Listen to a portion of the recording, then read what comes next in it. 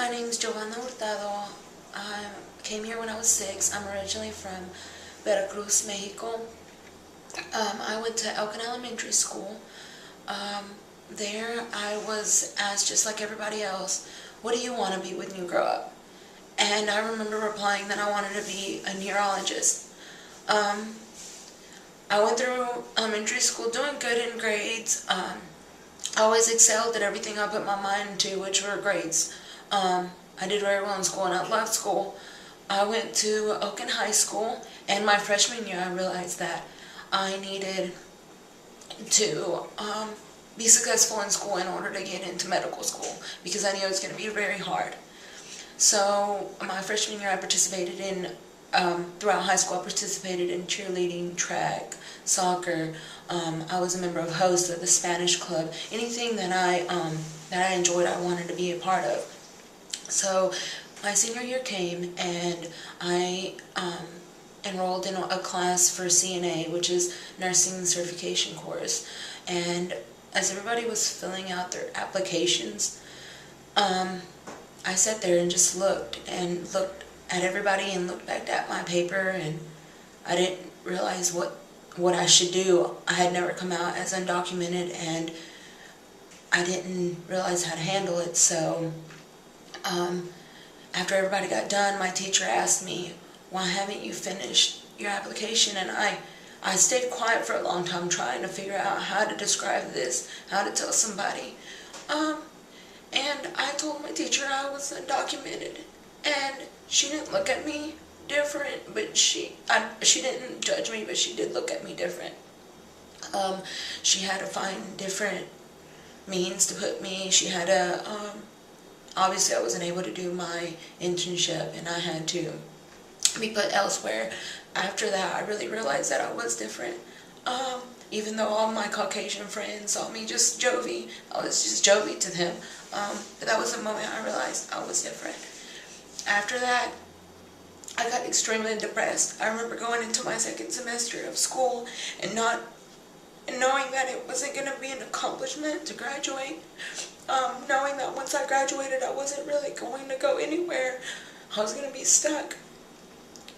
So I remember at our senior assembly when we were graduating, everybody threw up their caps, and I remember holding on to my cap. I remember looking back down at it and crying because it wasn't an accomplishment for me. It was the end of my education and the end of my educational success. So I walked up the aisle and I cried the whole way up, and I didn't realize how to handle it. So after that, my mom said, no, you're going to go to school. So she ended up getting 3 jobs in order to pay for 1 year of out-of-state community college. And I went for a year, and then the recession really hit. My mom lost all of her jobs, and I had to drop out of school. Afterwards, I ended up getting odd-end jobs here and there. I didn't get anything that was going to make me successful until I caught a break. I got I got a job with an attorney, and because of my work ethic, everybody suggested that I should go to law school, and that only made things worse, because I had to lie and say I was taking a break. I didn't know if that's what I really wanted to do, when I knew that it was something that I had fallen in love with. After that, judges were coming up to me, district attorneys were coming up to me and looking at me and saying, you should go to law school. After that, I got laid off, unfortunately, and I got married to a U.S. citizen, and we were married. We got married, and little by little, he started using my status as a way to empower himself. I remember he would call me names. He would call me an illegal bitch.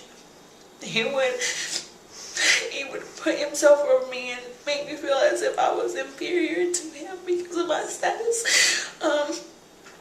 started with mental abuse, and then it progressed to physical abuse. After that, it only got worse, and I didn't know how to find a way out. I realized I had lost my voice. I lost who I was.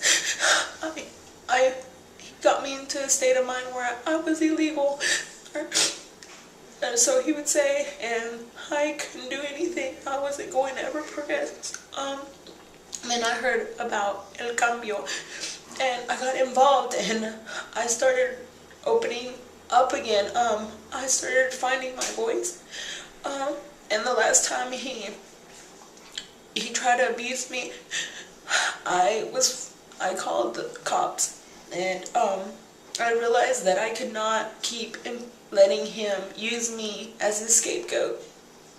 I could no longer let him treat me as he was treating me because of my status, because I'm a human, and regardless of my status, I don't deserve to be treated otherwise. So El Cambio helped me get out of that, and I finally spoke up, and I started going through the court procedures to get a protective order, domestic protective order against him. And now where I stand, it's still a struggle. It's still a struggle to be undocumented, be in this situation, because he actually had officers staked out of my house, told them my status, and told them that I would be driving without a license.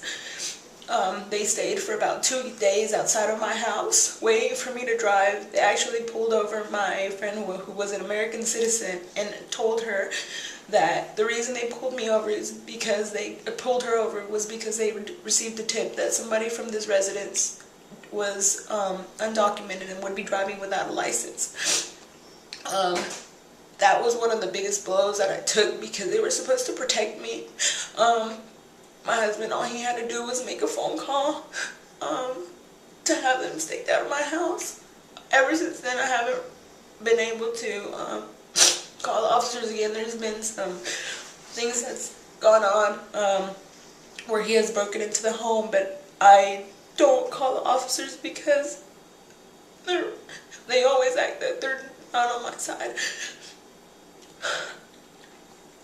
So I'm trying to get out of that right now and move away, because I know I can no longer live in this town.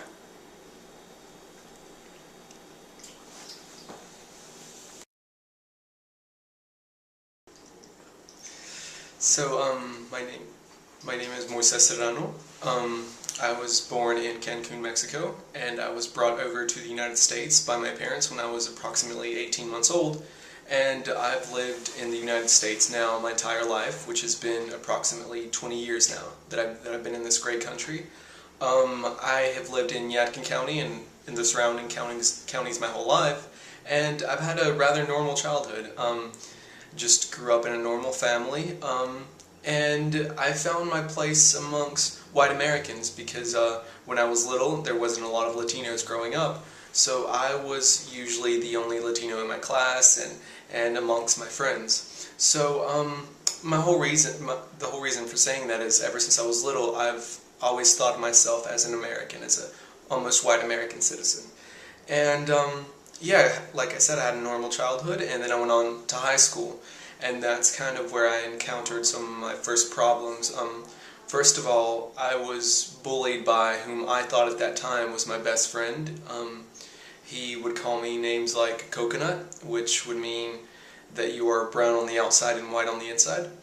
And that was really painful for me because I felt like I didn't belong anywhere. My own race was telling me that I was too white for them, I was too Americanized. And then the Americans were telling me that, oh, you are undocumented, something that I had been hearing my whole life, but I didn't exactly know what it was.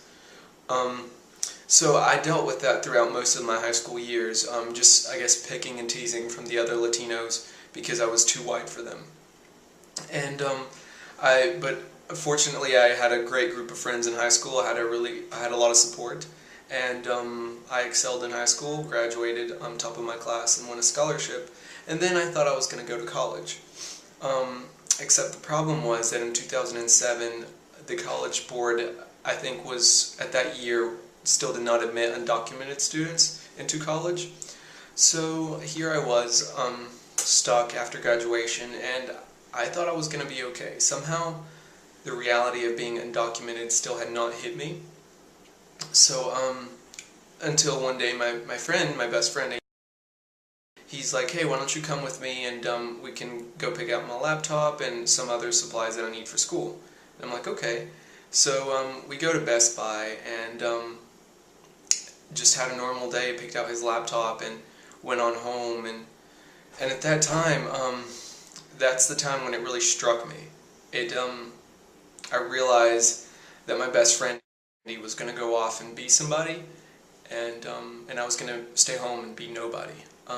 2007, I graduated. I saw my friends go off to college. 2007, I lost my driver's license. I was no longer able to renew it. So I was trapped, literally, in the four walls that were my home, in my house. I was a prisoner in my own home. I didn't go out anywhere. I was too scared to drive. Unfortunately, I went into a very deep depression after that because my whole life I had been assimilating. Ever since we come into this country, we're told to assimilate, learn the language, be the best you can be, and that's exactly what I had done, and still for my country, it was not enough. And like I said, my whole life I had been struggling with the fact that I was different, because my parents were always talking about being undocumented and not having a social security card, and I never knew exactly what that meant when I was little, but I always knew there was something wrong with me, and that's how I took it. I took it as there was something wrong with me, that this country didn't want me for a reason, and it was me. And that was really hard, because at 17, you're supposed to go out and conquer the world and go to college and have all of these amazing aspirations. And at 17, I was still figuring out who I was, except at 17, I was also struggling with the fact that my country was telling me that you don't belong here, that we don't want you here, and you need to go back to a country to which I have never been to, or the country that I don't remember anymore. And that was really hard for me, just having to cope with the fact that my whole life I had been struggling against this idea, and it was coming reality, that I was different, that I wasn't like my other friends, that I wasn't going to be able to reach for my dreams and my goals like they did. And like I said, that was a very low point in my life. Like I said, I didn't want to do anything. I didn't talk to friends. I cut everyone out of my life because I was embarrassed. At that time, it was embarrassing to say that you're undocumented. It's embarrassing when people ask you, why aren't you going to college? You have to think on the top of your mind and make up any kind of excuse, any kind of lie. My friends would ask me, oh, are you taking classes? And I would lie to them. I would say, yeah, I'm taking classes, but I'm only taking one or two. And it's this facade that you had to put on. Lying to everyone that you knew, lying to teachers, lying to other friends and their family.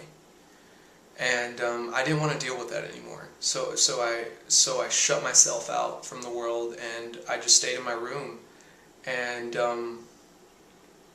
I cried. I cried like I never cried before, realizing that all of my dreams, all of my privileges as an American, because I am an American, were just taken away from me from one day to the next. All of a sudden, you don't have the right to drive. You don't have the right to dream. You don't have the right to go to college. Education was my salvation. Educate was my ticket to freedom. It was my way out of here. It was my way out of this little town and being able to be who I was meant to be an educated professional and give back to my community. And that dream, to this day, is still being denied. And unfortunately, like I said, it took me about a year and a half to come out of that depression. And from that time, I thought a lot about suicide.